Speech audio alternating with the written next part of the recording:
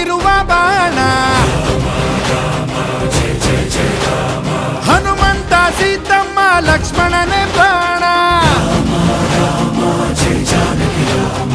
ಏನಾದರೂ ತಪ್ಪಲಿಲ್ಲ ಕೊಟ್ಟಿರುವ ಮಾತು, ಕೆಂಚಲನ್ನೇ ತಿಂದವನು ಭಕ್ತಿಗೆ ಸೊತು. ದಶ ದಿಶೆಯಲ್ಲೂ ಇವ ಮಹಾರಾಜ, ಯುಗ ಪುರುಷನೇ ಈ ಗುಣ ತೇಜ. ಜಯ ಶ್ರೀರಾಮ ಎಂದು ಬರೆದಾಗ ಪ್ರತಿ ಜನುಮಾನು ಶುಭ ಶುಭ ಯೋಗ.